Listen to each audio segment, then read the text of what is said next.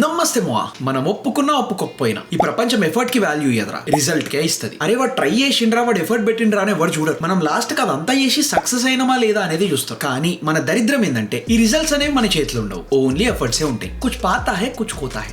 Job అంటూ కూడా అట్లనే మనం మన ఎఫర్ట్ గురించి ఆలోచించడం ఆపేసి మన అవుట్పుట్ ని, మన ప్రోగ్రెస్ ని ట్రాక్ చేస్తలేమనుకో మనం మోసం చేసినట్టే. మనం అసలు ఏం ట్రాక్ చేయకుండా ఉన్నామనుకో, ఒక క్లారిటీ, ఒక డైరెక్షన్ ఏం లేకుండా ముందరకు పోతూనే ఉంటాం, కానీ మనకు అవుట్పుట్ ఏం కనిపించదు. సో అందుకే మనం మన ఎఫర్ట్ ని కాకుండా అవుట్పుట్ ని ఎఫిషియెంట్ ఎట్లా ట్రాక్ చేయాలో చూద్దాం. జాబ్ మార్కెట్ అనేది నువ్వు ఎంత కష్టపడ్డావు అని అడగదు, నువ్వేం చేసినావు, ఏం ప్రొడ్యూస్ చేసినావు, నువ్వేం అవుట్పుట్ ఇచ్చినావు అనేది చూస్తుంది. జాబ్ మార్కెట్ నీ ఎఫర్ట్స్ కి మార్కులు ఇయ్యదు, అవుట్పుట్ కి మార్కులు ఇస్తుంది. ఫస్ట్ అసలు ఎఫర్ట్ అంటే ఏంది, అవుట్పుట్ అంటే ఏందో చూద్దాం. సింపుల్ గా చెప్పాలంటే ఎఫర్ట్ అంటే మనం ఒక పని మీద పెట్టిన టైం, ఎనర్జీ, కష్టం, ఫిజికల్ లేదా మెంటల్ టెన్షన్. అండ్ అవుట్పుట్ అంటే ఆ పని వల్ల యాక్చువల్ గా బయటికి వచ్చిన రిజల్ట్. ఇప్పుడు ఎఫర్ట్ ఏదైనా అయ్యి ఉండొచ్చు, 100 అప్లికేషన్లు వేయడం ఎఫర్టే, లింక్డ్ఇన్ లో రీచ్ అవుట్ అవడం ఎఫర్టే, ఇంటర్వ్యూ ప్రిపరేషన్ ఎఫర్టే. ఇవన్నీ ఎఫర్ట్ కిందకి వస్తాయి కదా. కానీ ఇవి ప్రోగ్రెస్ గా. ప్రోగ్రెస్ ఎప్పుడైతాము, మనం పెట్టిన ఎఫర్ట్ కి అట్లీస్ట్ బేర్ మినిమం రిజల్ట్స్ వస్తే అమ్మయ్య కనీసం ఈ రోజు ఏదో ఒకటి పీకినం రా అని అనుకోవచ్చు. చాలా సార్లు మనం ఎఫర్ట్ నే ప్రోగ్రెస్ అనుకుంటాం, కానీ అది ప్రోగ్రెస్ కాకపోవచ్చు, అది జస్ట్ బిజీగా ఉండడం మాత్రమే అవ్వచ్చు. ఇది అర్థం చేసుకోవడం చాలా చాలా ఇంపార్టెంట్. లేకపోతే మనం మన ప్రపంచంలో బతుకుటా కూర్చుంటాం, డెల్యూజన్ ఉంటాం, మస్తు కష్టపడుతున్నాను ఫీల్ అవుతాం, రిజల్ట్ వస్తలేదని బాధపడతాం, డిప్రెషన్ లకు పోతాం. అందుకే నెక్స్ట్ మనం చేయాల్సింది ఏంటి అంటే జాబ్ అంటే యాక్చువల్ అవుట్పుట్ ఏందో అర్థం చేసుకోవాలి. ఇప్పుడు జాబ్ అంటే అవుట్పుట్ అంటే ఆఫర్ లెటరే కదా అనుకోవచ్చు. Of course offer letter final result, కానీ దానికంటే ముందు కూడా కొన్ని ఇంపార్టెంట్ అవుట్పుట్స్ ఉంటాయి. మనం ఈ జాబ్ అంటే అవుట్పుట్ ని 4 టైప్స్ లో చూడొచ్చు. First the opportunity output. ఇవి డైరెక్ట్ గా ఛాన్సెస్ ని క్రియేట్ చేస్తాయి. అంటే ఫర్ ఎగ్జాంపుల్ అప్లికేషన్లు పంపడం, రెజ్యూమే టైలరింగ్ చేయడం, రిఫరల్ రిక్వెస్ట్ పంపడం, రిక్రూటర్లకు మెసేజ్లు చేయడం, అండ్ మన స్టాఫ్ ని ఫాలో అప్ చేయడం. సో ఇట్లా చేయకపోతే ఇంటర్వ్యూ స్టేజ్ కి పోయి ఆ ప్రాసెస్ స్టార్ట్ కాదు. And second the visibility output. అంటే బేసిక్ గా మనల్ని మనం మార్కెట్ చేసుకోవాలి. అండ్ ఇప్పుడు మన మార్కెట్ లోనే మనం తెలవాలి కదా. సో దానికోసం ఏం చేయొచ్చు, లింక్డ్ఇన్ ప్రొఫైల్ ఇంప్రూవ్ చేయడం, పోర్ట్ఫోలియో బిల్డ్ చేసుకోవడం, కేస్ స్టడీలు, ప్రాజెక్టులు చేయడం, మనకున్న నాలెడ్జ్ షేర్ చేసుకోవడం, గిట్ హబ్ ఇంకా ప్రాజెక్టులు అప్డేట్ చేయడం, ఓపెన్ సోర్స్ కాంట్రిబ్యూషన్లు ఏమైనా చేయడం, మేబీ కుదిరితే హ్యాకథాన్స్ ఇంకా నెట్వర్కింగ్ ఈవెంట్స్ సెట్ చేయడం. ఇట్లా బేసిక్ గా మనం పని చేయగలుగుతామని ప్రూఫ్ చూపించుకోగలగడం. ఇప్పుడు మనకి నెక్స్ట్ లెవెల్ స్కిల్ ఉండి అవి ఎవరికి కనిపించకపోతే అసలు ప్రయోజనం ఏముంది. సో ఈ జమానాలో visibility is very very important. Third the skill output. నువ్వు సెట్ చేస్తున్న జాబ్ కి నువ్వే ద బెస్ట్ అని చూపించాలి. లేదంటే మనం ఇంతగానం మార్కెట్ చేసుకొని ఇంటర్వ్యూలు తెచ్చుకొని మెల్లమెల్లగా క్లియర్ చేసుకుంటూ పోయి అసలు లోపల ఏం లేదు, డొల్లా అంటే వనుకు ఉపయోగం, అంతే కదా.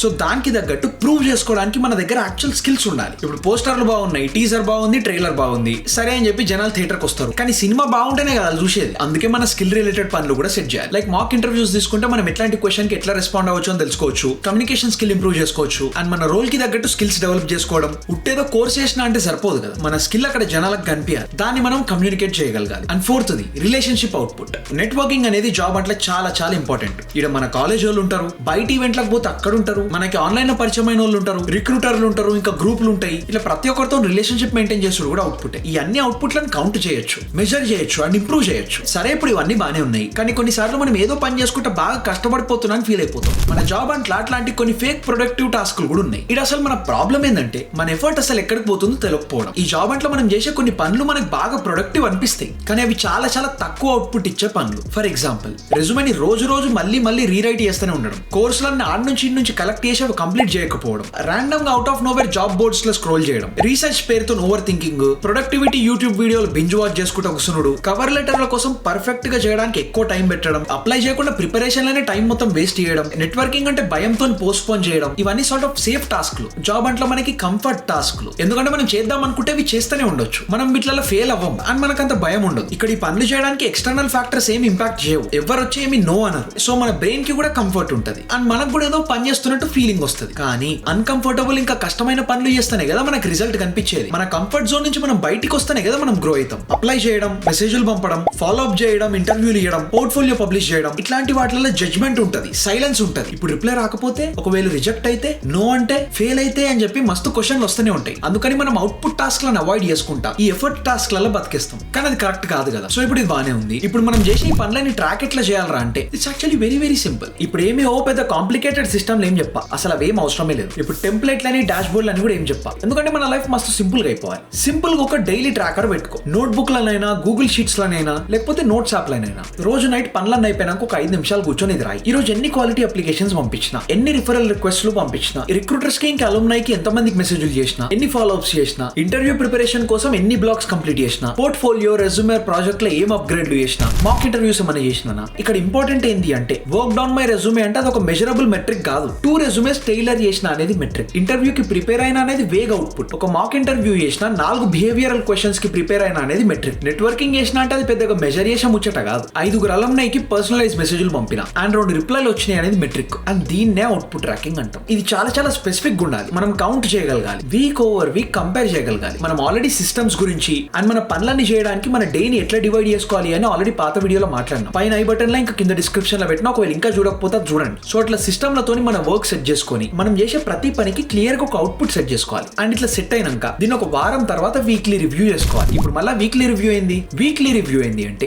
రోజు మనం చేసే ట్రాకింగ్ బానే ఉంటది, కానీ వీక్ ఒకసారి మంచిగా ఆనెస్ట్ రివ్యూ చేసుకుంటే మనకు అసలు ఏమైతుంది, మనం ఎట్లా ఇంప్రూవ్ అవ్వచ్చు అని అర్థమవుతుంది. ఈ వీక్లీ రివ్యూలో మళ్ళీ ఏదో కాంప్లికేటెడ్ స్టఫ్ ఏం లేదు. జస్ట్ మనం ఆల్రెడీ చేసే పనులనే ఒకసారి హై లెవెల్ లో జూమ్ అవుట్ అయ్యి చూస్తున్నాం అంతే. ఈ వీక్ నేను ఎన్ని క్వాలిటీ అప్లికేషన్స్ చేసినా, ఎన్ని నార్మల్ అప్లికేషన్స్ చేసినా, ఎన్ని రిఫరల్స్ అడిగినా, మనకి ఎన్ని రిప్లైస్ వచ్చినాయి, నేను ఎన్ని ఫాలో అప్లు చేసినా, ఇంటర్వ్యూ ప్రిపరేషన్ కోసం ఎన్ని సెషన్స్ అయినాయి, పోర్ట్ఫోలియో రెజ్యూమే ఇంకా ప్రాజెక్ట్ లో విజిబుల్ గా ఏం ఇంప్రూవ్మెంట్లు చేసినా, ఈ లాస్ట్ వారంలో మన బిగ్గెస్ట్ బ్లాకర్ ఏంది. ఇట్లా వారానికి ఒకసారి జస్ట్ ఒక 10 నిమిషాలు కూర్చొని జూమ్ అవుట్ చేస్తే మంచిగా మనకి రియల్ పిక్చర్ కనిపిస్తుంది. ఒక అప్లికేషన్లు ఎక్కువనే ఉన్నాయి కానీ రిప్లైలు ఏమో తక్కువనే అంటే మన రెజ్యూమేనో లేకపోతే రోల్ టార్గెటింగ్ ప్రాబ్లమ్ అయ్యి ఉండొచ్చు. ఓకే, రిప్లైస్ వస్తున్నాయి కాకపోతే ఇంటర్వ్యూస్ లో ఫెయిల్ అవుతున్నాము అంటే మేబీ ప్రిపరేషన్ ప్రాబ్లమ్ అయ్యి ఉండొచ్చు. మనం మెసేజ్లు పంపుతున్నా మనకేం రెస్పాన్స్ వస్తలేవు అంటే మన అవుట్ రీచ్ క్వాలిటీ ప్రాబ్లమ్ అయ్యి ఉండొచ్చు. ఆర్ మన ప్రొఫైల్ లో క్రెడిబిలిటీ లేకపోవచ్చు. ఇట్లా మనం అవుట్పుట్ ట్రాక్ చేస్తే ఎక్కడ బిస్కెట్ అవుతున్నామో తెలుస్తుంది. అదే మనం అవుట్పుట్ కాకుండా ఎఫర్ట్ ట్రాక్ చేస్తే ఏం తెలుస్తుంది, మస్తు కష్టపడ్డా అంతే, అదే కనిపిస్తుంది. కానీ మనకు అది హెల్ప్ కాదు కదా. నేను ఇప్పటిదాకా టెంప్లెట్లు డాష్ బోర్డ్ ఏమి అని చెప్పిన, బట్ నేను నా జాబ్ అంటే వాడుకున్న ఒక టెంప్లెట్ చెప్తాను. డైలీ మినిమం వీటిని అచీవ్ అయ్యేటట్టు చూడాలి. కనీసం 3 క్వాలిటీ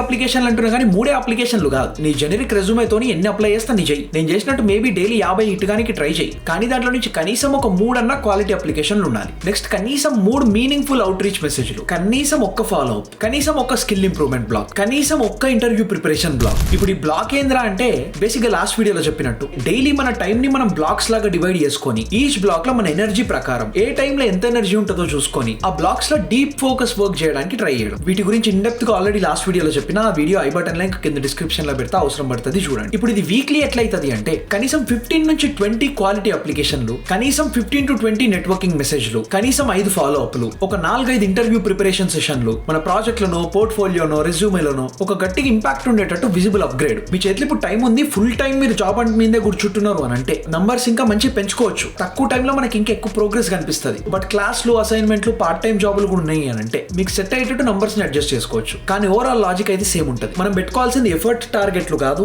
అవుట్పుట్ టార్గెట్లు సెట్ చేసుకోవాలి. జాబ్ అంటే ఇప్పుడు ఎఫర్ట్ పెట్టి కష్టపడడం అసలు తప్పే కాదు. ఎఫర్ట్ ఉండాలి, డిసిప్లిన్ ఉండాలి, సాక్రిఫైస్ ఉండాలి. కానీ ఇప్పుడు జస్ట్ ఆ ఎఫర్ట్ ని మనం గ్లోరిఫై చేసేసి మస్తు కష్టపడిపోతున్నాను ఫీల్ అవ్వడం కరెక్ట్ కాదు. ఎందుకంటే మనం అక్కడిని స్టక్ అయిపోకుండా ముందుకు పోవాలి కదా. సో అందుకే ఇప్పటి నుంచి డైలీ ప్లాన్ చేసేటప్పుడు, టాస్క్ లను రాసేటప్పుడు, ఆర్ మేబీ టైం బ్లాకులు సెట్ చేసుకునేటప్పుడు ఈ పని వల్ల డే ఎండ్ కి నాకు యాక్చువల్ గా వచ్చే మెజరబుల్ అవుట్పుట్ ఏంది, ఈ క్వశ్చన్ ఆన్సర్ చేసుకోవాలి. ఒకవేళ ఆన్సర్ లేకపోతే ఆ టాస్క్ ని కట్ చేయొచ్చు, లేకపోతే తగ్గియొచ్చు, ఆర్ మేబీ తర్వాత చేసుకోవచ్చు. సో ఓవరాల్ పాయింట్ ఏంటి అంటే మనం చేసే పనికి ఒక ప్రోగ్రెస్ ఉండాలి, అది మనం ట్రాక్ చేయగలగాలి. అండ్ మనకి ఏం చేస్తున్నాం, ఏం పంచాయతీ నడుస్తుందని అప్పుడే క్లియర్ గా కనిపిస్తుంది. మనం ఎఫర్ట్ పెడతాం, పని చేస్తాం, తర్వాత అలసిపోతాం, ఆగిపోతాం. బట్ అవుట్పుట్ మనం ట్రాక్ చేస్తున్నాం అనుకో, ఆ అవుట్పుట్ మనం ముందుకు పుష్ చేసి ముందుకు తీసుకుపోతూ ఉంటుంది. Let's stay strong and be smart. అందరం కష్టపడదాం, అందరం సెట్ అయిదాం, జాబ్ తెచ్చుకుందాం, ఇచ్చి పడేద్దాం. అండ్ యా అంతే మరి, బాయ్.